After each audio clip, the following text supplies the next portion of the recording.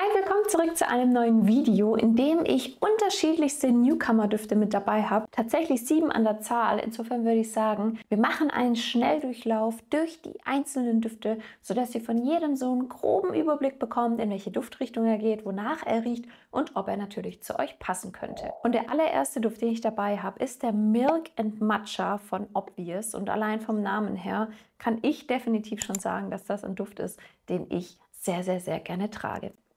Das ist ein super, super interessanter Start. Wir haben hier eine Kombination aus zitrischen Früchten, die was natürlich Zitrisches reingeben, aber auch was sehr Süßes.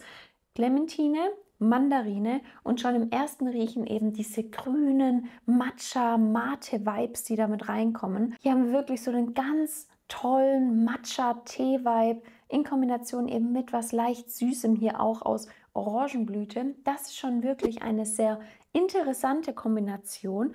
Der ist süß, der ist auf jeden Fall auch cremig und bleibt es auch im Verlauf. Wir haben nämlich auch Vanille, was da mit reinkommt. Also für mich ist das wirklich ein ganz, ganz fein zu riechender Duft. Definitiv ein Duft, der im Verlauf süß bleibt, der cremig bleibt. Also diese Milch-Vibes, die ja der Name schon mit sich bringt, die bleiben definitiv erhalten mit diesen leicht grünlichen Teenoten, die damit rauskommen. Also ich finde, der Duft ist wirklich, wirklich schön. Für mich tatsächlich ein Duft, der eher in eine feminine Richtung geht. Wir bleiben in der trinkbaren bzw. essbaren Richtung mit dem Story of Your Life von Etat Libre.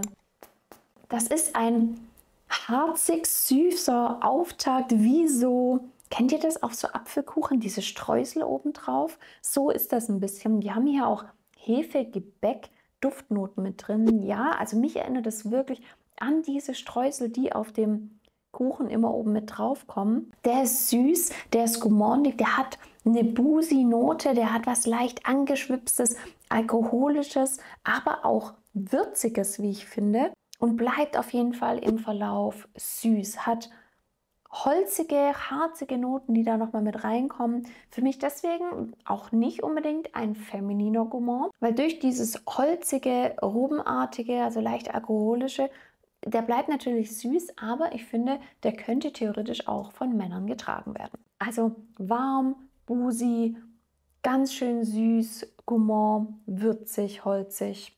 Wirklich ein sehr interessanter Duft für alle, die sich eben in die gourmandige Richtung wagen würden. Unfolding Echo von Emile Elise. Ein Duft, der eher in die fruchtige Richtung geht. Deswegen gehen wir zumindest mal, was Gourmand angeht, so ein bisschen auf einen anderen Pfad jetzt. Ja, sehr fruchtig, frisch im ersten Riechen. Eine Kombination aus Pfirsich und Passionsfrucht. Und für alle Männer, die jetzt sagen, oh, das ist schon wieder so ein femininer Duft, nein, wirklich. Also Emile Elise ist dafür bekannt, richtig gute Unisex-Düfte zu machen. Und auch hier der Unfolding Echo ist definitiv Unisex, weil ja, der bleibt süß. Der hat definitiv auch eine synthetische Note mit drin, was ja viele Emile Elise Düfte auch haben. Aber der bekommt eben im Verlauf neben dem Zucker, also erst haben wir Passionsfrucht und Pfirsich schön garniert mit Zucker, schön süß, und dann bekommen wir wirklich holzige Noten mit rein. Wir kommen hier was leicht Trockenes mit rein, was in einem guten Gegensatz eben von diesem fruchtig Süßen steht, sodass der Duft wirklich in meiner Interpretation her ein Duft ist, den wahrscheinlich viele von euch mögen könnten, die eben diese Kombination von fruchtig, holzig gerne mögen. Ein absoluter Alltagsduft, wie ich finde. Unisex habe ich schon gesagt, von der Sillage her angenehm. Und Emile Elise steht eigentlich dafür, dass die Düfte auch wirklich eine gute Haltbarkeit haben. Von der Jahreszeit her könnte ich mir den tatsächlich auch in den wärmeren Jahreszeiten sehr, sehr gut vorstellen. Auch zum Ausgehen könnte der für mich funktionieren. Frappin ist die nächste Marke und der neue Duft, den ich dabei habe, heißt 6 Hours to Rio. Und ich bin total gespannt. Frappin ist ja bekannt für Männerdüfte. Und wenn es um Rio geht, könnte ich mir schon vorstellen, dass wir vielleicht hier ein paar fruchtige Einschläge mit drin haben, die uns in die Region katapultieren werden. Also wir haben im ersten Riechen definitiv fruchtige Nuancen, aber die Besonderheit an diesem Duft ist, dass der für mich nicht süß ist, sondern diese Früchte, die da eben mit rauskommen, die sind eher frisch. Die sind frisch, die sind hell, die sind erfrischend, sodass natürlich der Duft, wie es sich für Frappin gehört, auch eher auf der maskulinen Seite bleibt. Das heißt, wir haben wirklich ein schönen Start, bekommen eine Tiefe durch eine Rose, die aber nicht zu intensiv ist. Und das, was dann im Duftverlauf passiert ist, dass eben diese fruchtige, leichte Note schön aufgefangen wird durch holzige Nuancen, ohne dass der Duft aber zu dunkel wird. Also für mich der 6 Hours to Rio definitiv auch ein sommertauglicher Duft für die Männer da draußen. Für mich ein sehr unkomplizierter Duft, ein Duft, wo ich auch glaube, dass er vielen von euch gefallen könnte, weil er einfach nicht diese Spitzen mit drin hat, wo ich sagen würde, das spaltet so ein bisschen die Meinung, sondern das ist wirklich ein gefälliger Duft, ein Duft, der perfekt in den Alltag passt, wo ich gar keine Einschränkungen sehen würde. Passionsfrucht scheint auf jeden Fall hoch im Kurs zu sein, denn der nächste Duft ist von Fugazi, der Passion Fruit. Und ich hoffe, ihr habt euch den Namen, wie er auf dem Flakon geschrieben ist, ganz genau angeschaut. Denn wer jetzt glaubt, dass hier im ersten Riechen eine absolute Fruchtbombe rauskommt mit Passionsfrucht und Happy Life, nee, das ist wirklich ein Oud-Duft durch und durch, der gespickt ist mit fruchtigen, leicht süßen Nuancen aus Passionsfrucht. Das ist eine spannende Kombination aus etwas sehr Fruchtigem, sehr Erfrischendem, auf der anderen Seite etwas sehr Trockenem mit dem Oud. Ich finde auch, dass hier leichte Leder-Vibes oder eher ein bisschen rauchige Vibes mit rauskommen. Das heißt, wir haben hier wirklich so einen Gegensatz aus diesem fruchtig-frischen und eben diesem erdig schon sehr maskulinen, also der Passion Fruit, auf jeden Fall ein Duft, der eher für die Männer gedacht ist. Ein Duft, den ich auch nicht tagsüber tatsächlich tragen würde, der für mich eher zum Ausgehen passt, der auch ordentlich Bums hat von der Sillage. Ich sag mal so, für alle Oud-Liebhaber da draußen, die sagen, ja, Oud-Düfte, das ist auf jeden Fall mein Ding, die eben so einen besonderen Twist mit diesem fruchtigen Passionsfrucht-Flair mit reinhaben wollen, denen kann ich wirklich diesen Passion Fruit nur ans Herz legen. Das macht den Duft natürlich tragbarer, weil wir einfach eine Nuance mit drin haben, die so ein bisschen auflockert, ein bisschen aufhält, aber ich will nichts vormachen. Der Duft ist tief, der ist dunkel und der ist intensiv. Wir kommen von tief, dunkel und intensiv zu hell, fruchtig, freundlich mit dem Choose Happiness von Emile Elise, der zweite neue Emile Elise Duft, den ich heute mit dabei habe. Und ich freue mich schon drauf, dass meine Nase nun in ein Kontrastprogramm gesteckt wird. Lieblich, hell, rosa eingefärbt, ein tolles Opening, sehr fruchtig, blumig, süß. Wir haben hier Birne, Litschi, Bergamotte. Oh ja, jetzt kommt die Litschi sehr schön raus in den Duft. Wirklich ein ganz toller, femininer, girly Duft, verspielt, perfekt jetzt für die heißen Monate zum Tragen. Ein ganz, ganz toller Alltagsduft, sehr angenehm zu tragen und gar nicht kompliziert. Und an alle Girls, die jetzt sagen, oh, das ist vielleicht eine gute Alternative zu Delina.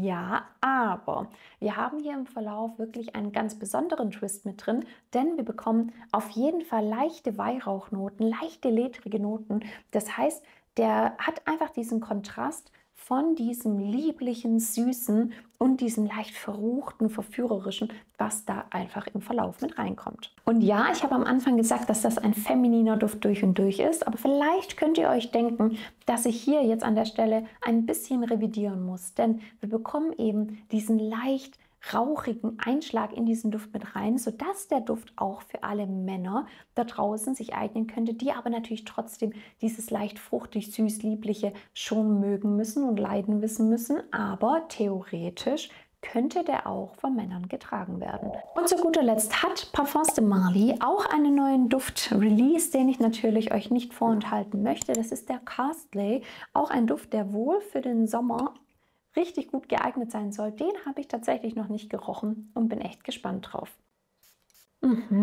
Schön zitrisch, sehr hell, würzig, eine schöne Schärfe aus dem Ingwer. Oh, das liebe ich sehr.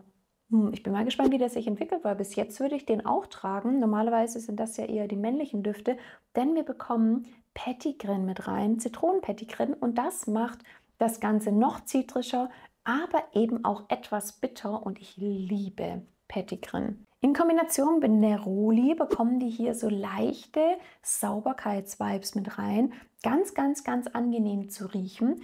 Ganz toller Alltagsduft, also das kann man jetzt schon sagen.